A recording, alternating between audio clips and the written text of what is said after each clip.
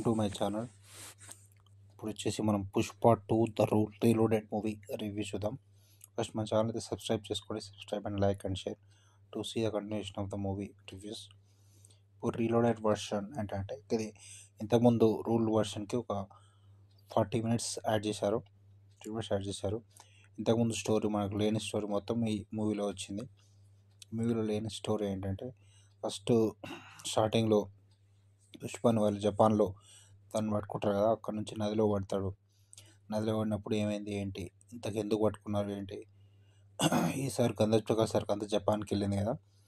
జపాన్కి వెళ్ళినప్పుడు ఆ మనీ ఇంకా రాలేదని చెప్పి ఆ మనీ కోసం అతను వెళ్ళడం, జపాన్కి వెళ్ళి ఆ మనీ మొత్తం సెటిల్ చేసుకొని రావడం. అది ఒక 30 మినిట్స్ ఉంటుంది. అక్కడ జపాన్ ఫైట్స్ ఉంటాయి మొత్తం. ఈ నోటు ఇతని దగ్గర ఉన్న నోటు వాళ్ళ నోటు మొత్తం చేసి ఆ మనీ మొత్తం రిట్రీవ్ చేసుకుని రావడం. అదంతా ఫస్ట్ పార్ట్లో మనం చూపించలేదు రూల్లో. సెకండ్ పార్ట్లో క్లియర్గా మొత్తం చూపిస్తారు 40 మినిట్స్.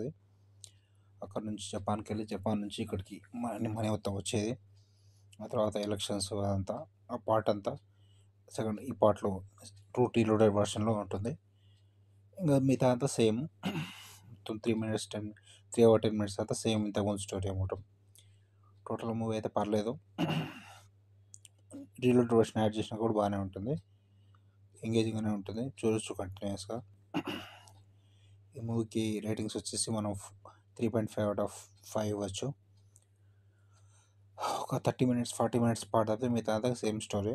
ఫస్ట్ సెకండ్ మొత్తం స్టార్టింగ్లో సేమ్ సాంగ్స్ వస్తాయి. Okay, subscribe to my channel to see the movie reviews.